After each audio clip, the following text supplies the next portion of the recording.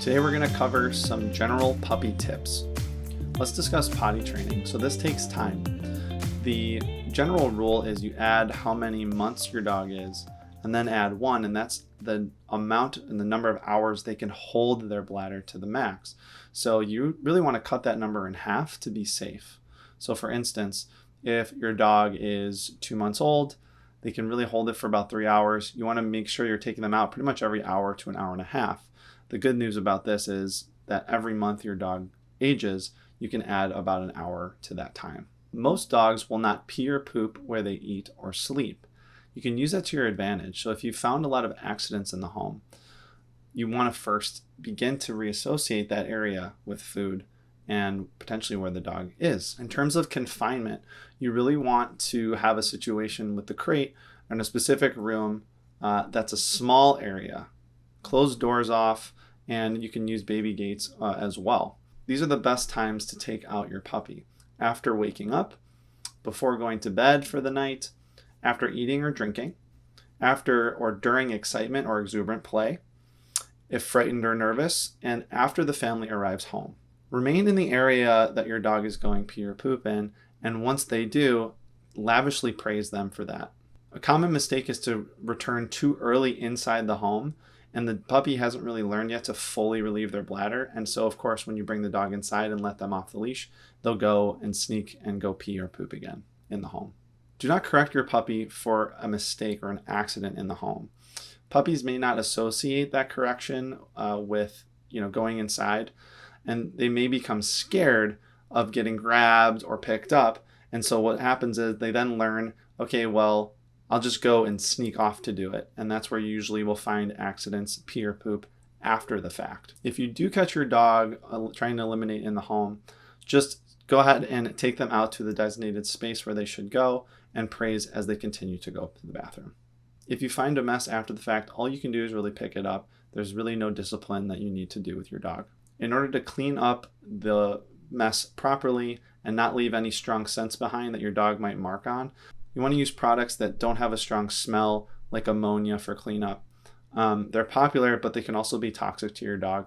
I recommend that you use a cleaner that breaks down enzymes and something that's not overly strong of a smell. Too strong of a scent is very enticing for a dog to go over and mark or pee on. Let's talk about chewing and potentially nipping. Usually what people experience is the dog is nipping on their fingers. Well, this looks like a mouth to your dog. They don't really understand what hands are because they don't have them. And so it's really important that you're only using your hands for showing and guiding and praising, and really not for too much correction. Dogs can take your hands as play items and toys, and if you don't really nip that in the bud early on, it can become a much bigger behavior later on. Most puppies need to chew in order to relieve a lot of that pain and that uncomfortability in their mouth. Chewing is a natural function of your dog's development, and it's a source of stress relief. It's effectively managed by using rubber toys, usually, things that are really hard for them to chew up and swallow. I like to use the Kong, which many people use, and I will also freeze that with some food in the middle of it. That could be some kibble, maybe a little bit of water, and some healthy food for them. And then it allows them to chew, to think, and to try to get the food out and relieve a lot of that tension in the mouth. Chewing on an item can also help your dog fall asleep, and it gets their brain going and it gets them to think about how to get the food out. In terms of sleeping, puppies need a lot of sleep, usually about 18 to 20 hours of sleep over a 24-hour period while they're very young. Crates are a really good tool to use with dogs, and it allows you to manage whatever you need to do during the day, and it allows the dogs to have a safe environment away from things they can get into and potentially swallow that could be harmful for them. Ensure that the crate is only large enough for your dog to stand up and turn around. Anything larger, it may pee in the corner, or it could, potentially go in an area where it doesn't sleep.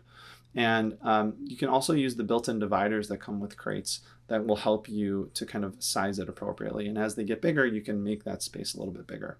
Teaching dogs about being in the crate and then being physically away from you is really important.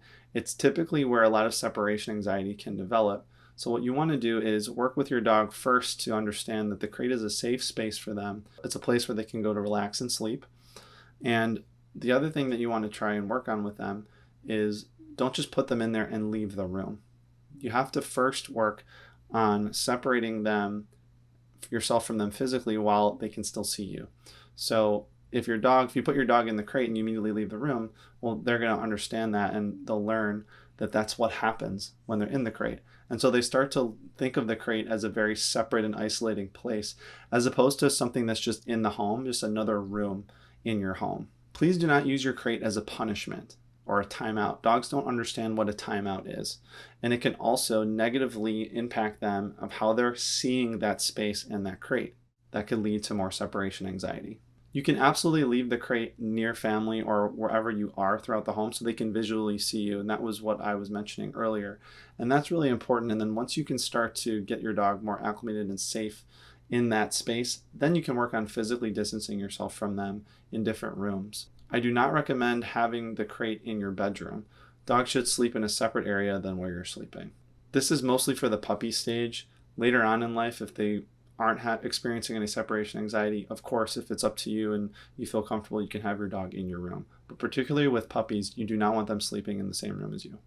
Every puppy needs high quality food, and you need to separate the food in the water bowls. And they need a secure place to sleep.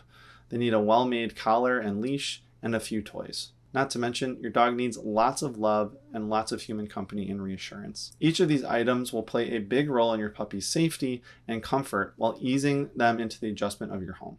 If you've just gotten a puppy, congratulations. If you're thinking about getting a puppy, we can also help you make sure that you pick the right temperament that might suit you and your family. Bark Busters can help with that early development, that relationship that you're trying to build with them based on your bond, your trust, and your respect. And we can help with puppy behaviors, and then as they grow older, help with any other behaviors that might come about.